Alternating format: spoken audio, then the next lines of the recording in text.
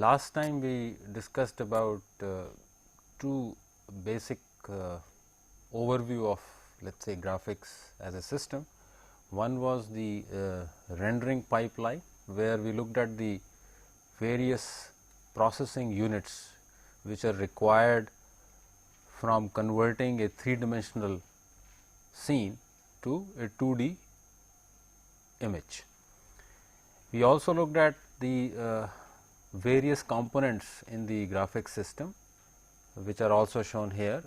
Basically, we have the input devices, the processor, which is the CPU, and nowadays we also have the GPUs, the different kinds of memory. So, this whole thing is basically the processing hardware.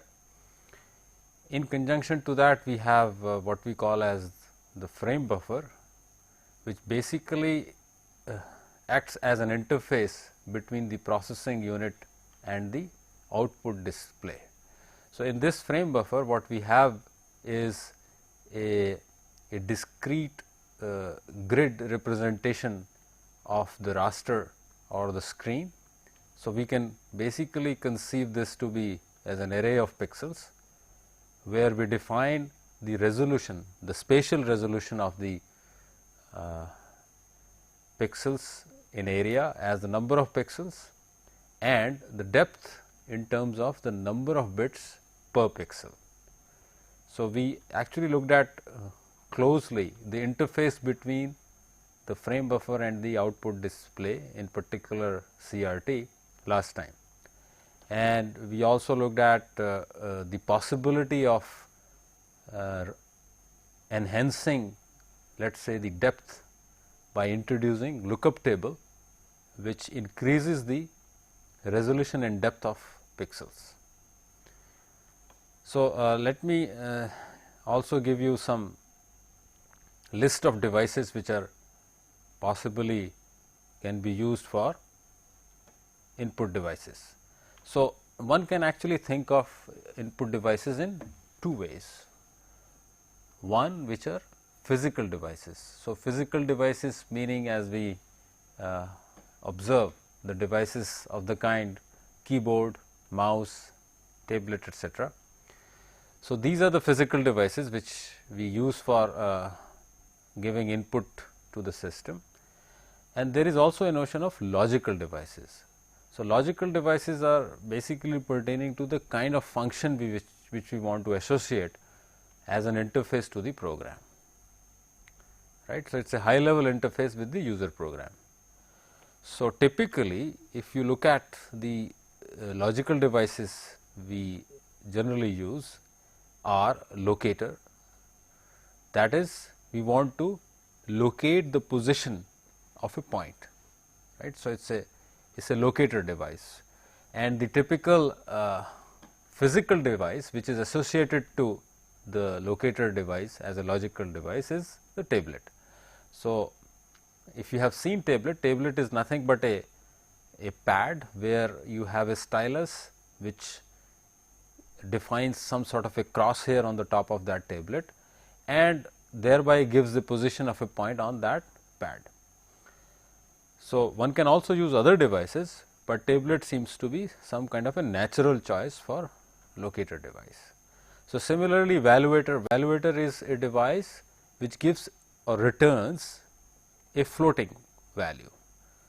So, this is something similar to as we use the regulator to control the speed of the fan. So, this is what we are using valuator as. So, it just returns a real value which we can use it for controlling the program. Then there is the device as pick device or a selection device. So, one of the natural choices for a pick device could be a light pen. This is popularly seen now as a device which is associated to the PDAs. Then we have choice device. So, these are the device like buttons or the function keys. So, they just make a choice of an action, right, on and off. And then there is a string device which enables you to give an input as alphanumeric input, in the form of a string. So, the natural choice for such a device is a keyboard. And there is also a set of 3D input devices like space ball or a 3D mouse or a data glove, which can also be used for the purpose of giving input or manipulating the program as in a graphic system, right. So, what I would suggest is that all of you look at as a reading assignment from either Foley-Vandam book chapter 4 or Hearn and Baker chapter 2. So, these basically cover the graphics hardware as a system and elaborates further on what we have discussed in terms of graphic system. Now, what we continue on is the raster graphic process. So, if you recall the pipeline, the rendering pipeline, the last processing unit was rasterization, where we wanted to convert the 2D scene, which was mostly available in a continuous representation, to a discrete representation, which is in terms of pixels or the rasters of the display device, right. So, that process is rasterization or pixelization, or we also refer to as scan conversion. So, we are going to look at this process in terms of drawing algorithms for various primitives. So, we consider the simplest primitive first, which is drawing a line, right. So, we have a line as a continuous line given to us, and what we would like to map it to is to a raster device, which is collection of pixels, right. So, let us say when we treat this line drawing algorithm, we have the specification of the line in terms of the two endpoints x1 y1 and x2 y2. So, these are the two endpoints given to us, which in turn defines a line. So, we can always represent this line in the slope and intercept form, which is y is equal to mx plus b, where m can be computed as dy dx given as y2 minus y1 over x2 minus x1, which is nothing but delta y delta x.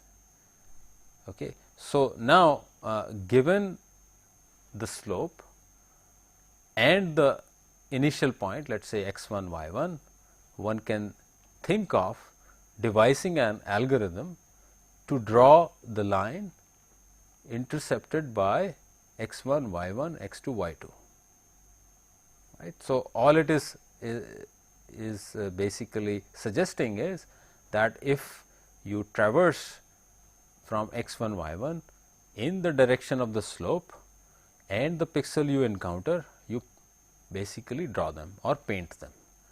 So, this is also called as digital differential analyzer, as DDA, coming from its application in earlier engineering, mechanical engineering and other engineering disciplines.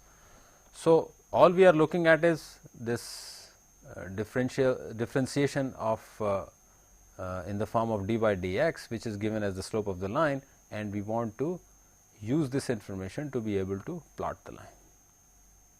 Fine. Okay. So, now all it is saying is that for any point x I y I can write line passing through this point. The next point, which could be, let us say x I plus 1 y I plus 1, this also satisfies the equation of the line, and now this x I plus 1 basically can be written in terms of x I plus delta x, right. So, my point y I plus 1 can be written in this form. Okay. So, if you look at the process which is involved in the drawing of a line, basically is that given this point is already drawn or plotted, you would like to answer the question whether to plot this point or that point, right, and that is basically determined by this m, right. So, now if I assume delta x, which is saying that I make an increment in x by 1, which is valid in the case when we are doing the rasterization, we go 1 pixel by 1 pixel, then all we are saying is that the x are going to be incremented by 1. Therefore, x I plus 1 equals to x I plus 1, right. This is the delta x, and y I plus 1 would be nothing but y I plus m, right. So, this is straight coming from the equation of the line. So, now I can think of devising a complete algorithm where I start from let us say point x 1 y 1, and I can compute m, and knowing m I can decide what pixels to draw, fine. Okay. So, the algorithm would be something like this. You have y is equal to y 1 to start with, okay, and we traverse from x 1 to x 2, that covers the entire range of the line, right, and let us say we assume that m is less than 1. Therefore, we are talking when the line is in the first octant.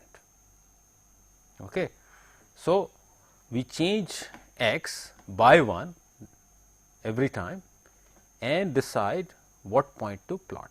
That means, whether to increment y or not depending on what m is, fine.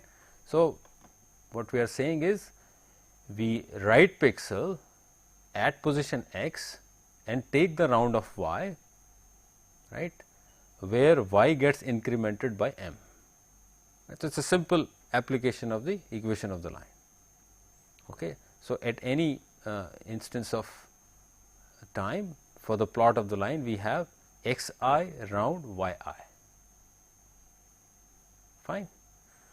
Okay. So, this involves an operation like round, which may not be a desirable operation you want to have. It requires floating point arithmetic, for instance, right. So, the other thing is that as far as treating the various octants, so what we had given the algorithm for m is less than equal to 1, that is when the line is in first octant.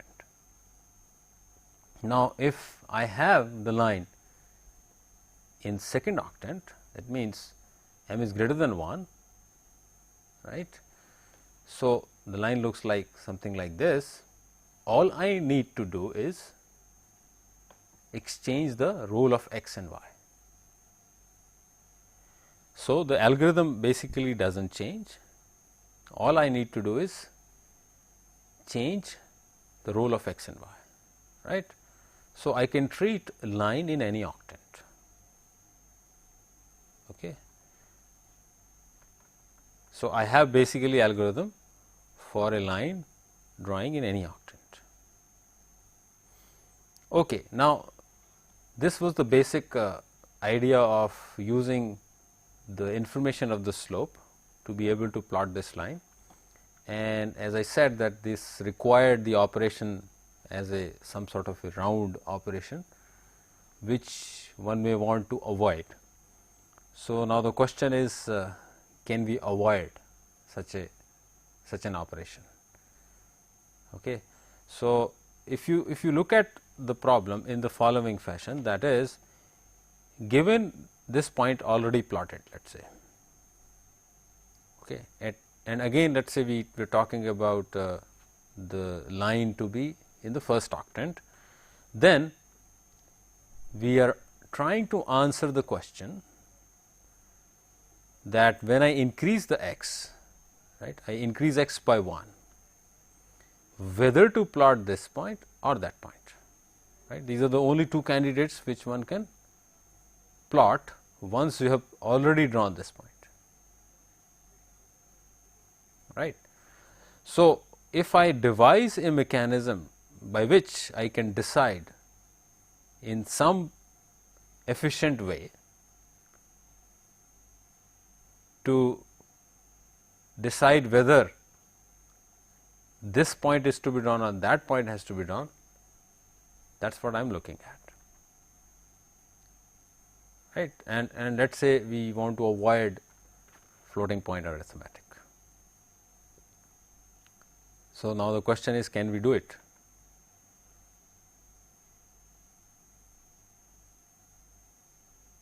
So, let us try to further see this as I try to elaborate here. So, what I said is the following. See, this is the point which we have plotted, right. So, we assume that this is the point which has been already plotted. Now, we have to answer the question whether I am going to plot this point E, which is east of this point, or I am going to plot this, which is the northeast point of this point. Okay. And I am trying to look at an efficient method by which I take this decision, whether to plot this or this. So, and let us say again I assume that the line is in first octant, fine. So, now if I consider the midpoint which is between E and NE, okay, the location of this point, the point M, with respect to the line does indicate to me whether I should consider the point E or I should consider the point NE, right. Because if you see this point M, if it turns out to be below this line, then this NE point needs to be drawn because it indicates that NE is actually closer to the line. Okay, so basically we are trying to look at whether this point is closer or that point is closer, right. So, if M is on the side below the line, then NE is the point to be plotted. Similarly, if M is above the line, right, in that case E is to be plotted, right, because that is closer to the line. Makes sense, right.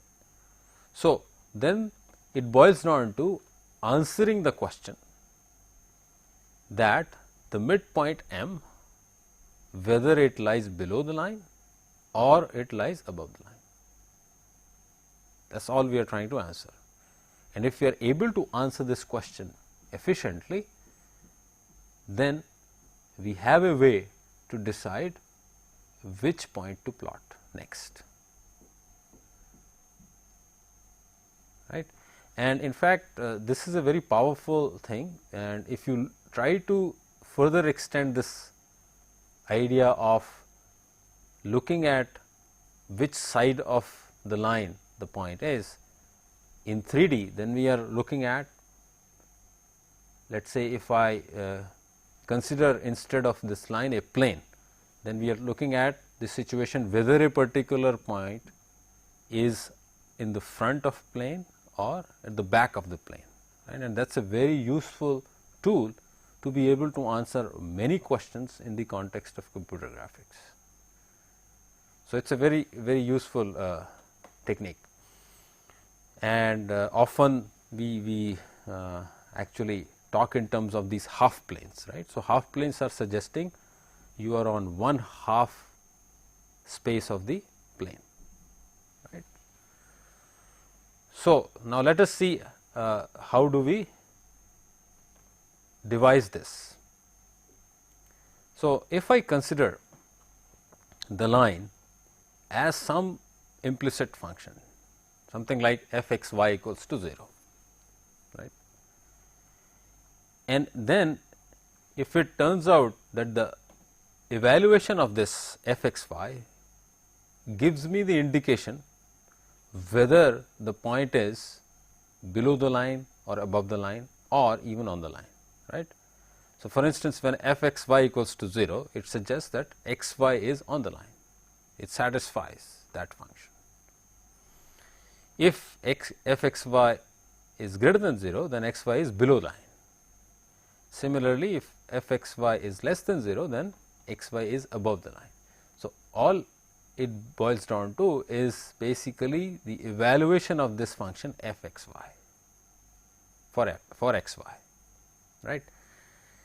So, if I have an implicit representation of a line, then all I need to do is evaluate that as a function and get the answer whether that gives you greater than 0 or less than 0, and that gives me the answer whether the particular point is below the line or above the line, right. So, now if we consider an implicit representation of the line, which is nothing but here f x y is equal to a x plus b y plus c equals to 0, right. So, that is an implicit form of the line, right. So, again let us say if I consider the line in the first octant. So, thereby m is between 0 and 1, and the slope and interception representation of the line is y is equal to d y over dx x plus b, then I can always map the coefficients a, b, c here, right. I just write this in a very similar fashion, x dy minus y dx plus b dx is equal to 0. That gives me a is equal to dy, b is equal to minus dx and c is equal to b dx, right. So, these two are basically equivalent. I can always write line in either of the forms. Okay. So, this actually gives me the evaluation of the coefficients a, b, c, which I can compute from the input of the line, right. So, for instance, I am given the two end points of the line.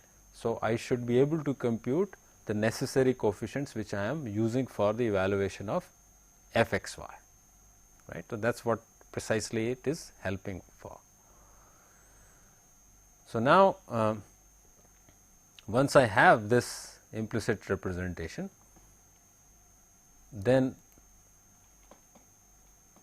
now the question becomes that I would perform an evaluation of this f, which is to see whether the midpoint m is below the line or above the line, right. So, basically that is to say that I have a decision variable d, let us say, which is nothing but substituting the corresponding x y values for the point m, that is x p plus 1 and y p plus 1 by 2, if I was given that the point x p y p is the point which has been plotted last. Fine. So, as far as the decision variable d is concerned, now again going back to the implicit representation of the line as f x y, now I can have, substituting the x y as x p plus 1 and y p plus half respectively, I get d is equal to like this, a x p plus 1 plus b times y p plus half plus c. Now, if I see that d is greater than m, then d is greater than 0. If I see that d is greater than 0, then m is below the line, then I would choose the northeast point to be plotted, this point. Okay. So, m is below the line, I choose this point. Similarly, when d is less than 0, that is m is above the line, then I will choose E point to be plotted.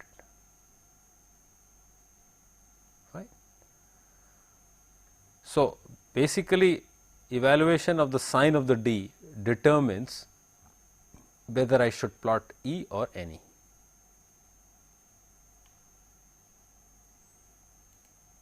Okay. So, now let us try to see the further development of the algorithm. Now, let us say after doing the evaluation of Fm, which gave you the result whether to plot E or NE. Fine. So, once you have decided whether you are going to plot E or NE, then you are going to do further evaluation for either M prime or M double prime, right. Because if you have plotted E, then the point to be considered, the midpoint to be considered is going to be M prime, and if you have plotted NE, then the midpoint which needs to be considered is M double prime. So, that is what I try to do. I compute the new D, the new decision variable, which is the evaluation of f x y for M prime, right, which is basically M prime is nothing but with respect to x p y p, it is x p plus 2 in x and y p plus half. So, that is what I do. I substitute x y as x p plus 2 and y p plus half in my implicit form of the line and compute d nu, right. That is what d nu is. And I had computed earlier d old, right, which was the evaluation of M as this a x p plus 1 plus b y p plus half plus c. Now, if I take the difference of d new and d old, it gives me a delta or a change in d when I had considered that E was to be drawn. So, when E was to be drawn, the change in d is given as d new minus d old, which is nothing but a or dy. Okay. So, what is the motivation of computing this delta? The motivation of computing this delta is primarily to see the updation of d. Right. So, you would be basically looking at the new instance of d every time you have plotted a point. What change has happened to d? Fine. And that would depend on the fact whether you have chosen to draw the east point or the northeast point. So, this delta basically gives you the change in d. Now, similarly, I can conduct the computation when I had plotted NE. So, instead of E, when I had plotted NE, what will be the change in d, right. So, that is what I do. So, if the point NE was plotted, the new d involves the evaluation of f x y for M double prime. So, that is what I do here. So, this is an evaluation of f M double prime, where I substitute for x as x p plus 2 and for y, y p plus 3 by 2, right. So, we are looking at again with respect to this x p y p, that is where my M double prime is, right. So, if I substitute this as x phi to f x y, I get d nu as this a x p plus 2 plus b y p plus 3 by 2 plus c, and the d old as earlier computed was a x p plus 1 plus b y p plus half plus c, right. So, again I take the difference to obtain the delta, which is the change in d when NE was chosen, the point to be plotted last. Fine.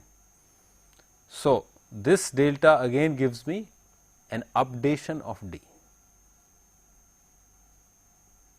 if I had plotted the point NE, what is the change in D I would have, right. So, this delta NE gives me d new minus d old, which is nothing but A plus B, and which again can be written in terms of dy minus dx. Okay. So, what all I have done is basically I have set the ways to do the computation of d, which I call it as the decision variable, and also the respective changes I would have to do depending on whether I have plotted the east point or the northeast point last.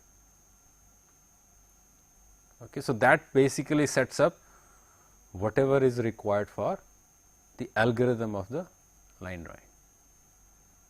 Okay. So, the entire algorithm may look like something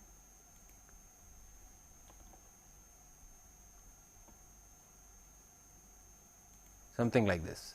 So, before we actually do this, we need to worry about something, what happens at the start. So, I have to do a start of the algorithm, right. So, start of the algorithm basically means that I have plotted, or I know that a point lies as an endpoint to the line. Okay.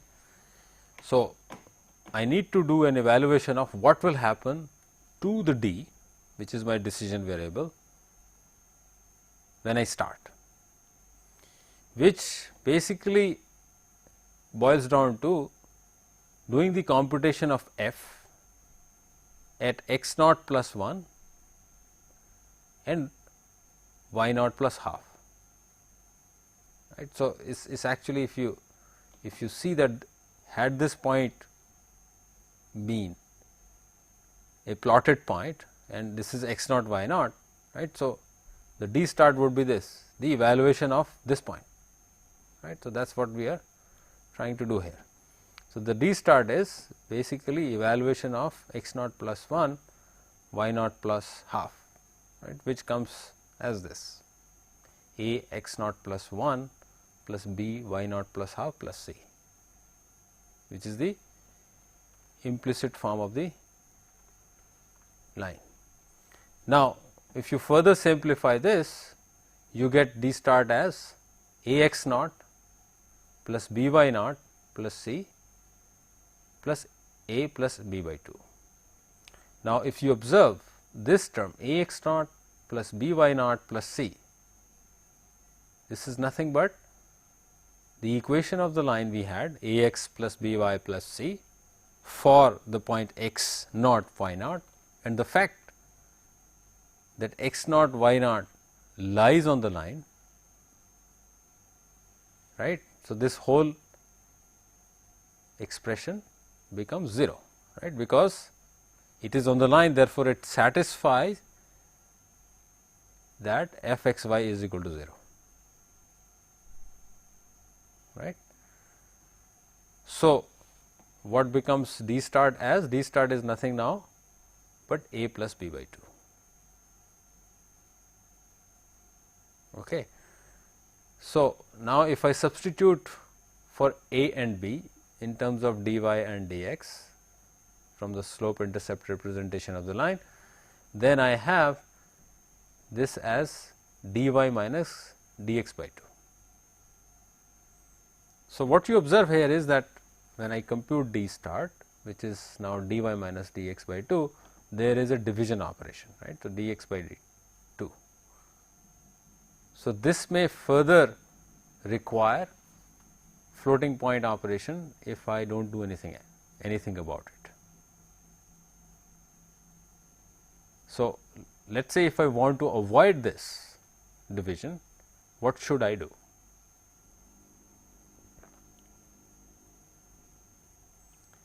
So, if you look at the evaluation where D is coming from, is basically from f x y, which was A x plus B y plus C, right. Now, if I, instead of considering just A x plus B y plus C, if I consider 2 times A x plus B y plus C, it does not change anything, right. So, the benefit of that is that I would avoid this division by 2, right, and do the corresponding changes to whatever we had computed, for instance, the deltas and the d's,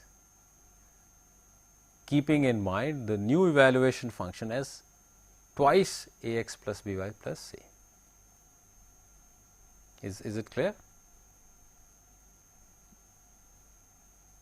Right, because evaluation of this or f x y as a x plus b y plus c does not really change in terms of what we are deciding for the decision variable and the corresponding deltas of those decision variables. Right. So, now with this d start computed and the redefinition of the f x y, the entire algorithm would look like this. So, what do I have? I have dx computed from the x1 and x2, which are the two endpoints, x of the two endpoints. Similarly, dy as y2 minus y1. So, dx and dy basically computed directly from x1, y1 and x2, y2. Okay. The d start we have just seen is 2 dy minus dx, right. So, without multiplying by 2, it was dy minus dx by 2, right. So, we further normalize this by multiplying by 2 and we get d start as 2 dy minus dx, and the corresponding deltas.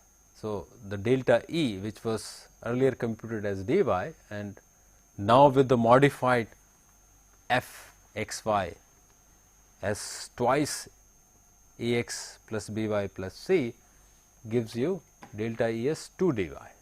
Similarly, delta n E is now 2 times dy minus dx. Okay, so, correspondingly we change all the evaluations. So, delta E and delta n E also change.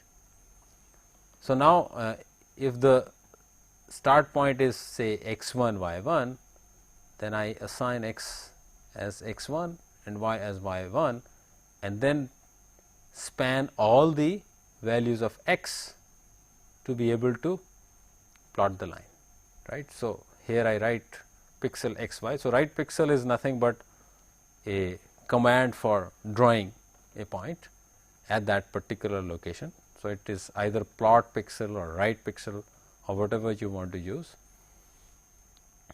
and then I run into this loop from x less than x2. So, remember we are looking at line in the first octant, right. So, that is why I am changing x and then decide whether to change y or not. Right. So, now while x is less than x2, I have the decision variable d, and all I need to do is look at the sign of that d, see whether it is less than equal to 0 or greater than 0, right. So, this equality sign can be either accommodated in this or in the else part. So, I could also have written as d less than 0 and then the else part would have taken greater than equal to 0, but I just need to be consistent, right. So, let us say I include this equality in this. So, that means whenever it happens to be equal, I plot accordingly the east point, right. So, if I have d less than equal to 0, the update to d is through delta E, that is I just changed in x, right. So, the next point to be plotted is just a forward in x, no change in y, right. So, it is a east point which I plot and accordingly I update the d, right, which is just by a constant term.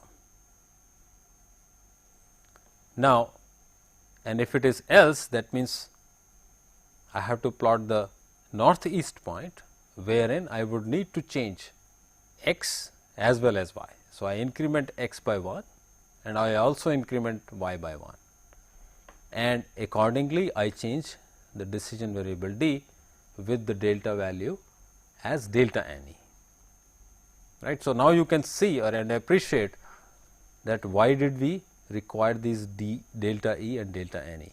So, this was primarily to do the updates of d appropriately, right. And it turns out that these delta e and delta n e are constants and do not depend on x and y when you are running in this loop, right. So, this way I can basically plot the entire line between x 1, y 1 and x 2, y 2. And you also observe that the computation which it needs to perform are all in integer arithmetic, right. So, there is no floating point operation needed. So, this particular algorithm, which is called as midpoint line algorithm, midpoint because of the fact that midpoint is assisting in the process of evaluating what point to draw in the line, or this is very close to which is very popularly known in computer graphics is the Brissenham algorithm. So, Brissenham algorithm and midpoint line algorithm, they are very, very similar. So, what we have seen here is drawing of a line. One can now think of doing the drawing of other primitives which are slightly more complex. So, for instance, one can talk about drawing a circle, drawing an ellipse and things like that, right. So, next time what we are going to look at is how do we plot a circle, and let us say keeping the framework of midpoint evaluation, right. So, what we have done in the case of line drawing, where we were trying to ask a certain question in terms of which point to plot by doing an evaluation of the midpoint. So, can we use the similar idea and do the plot of a circle? Okay. Right. Thank you.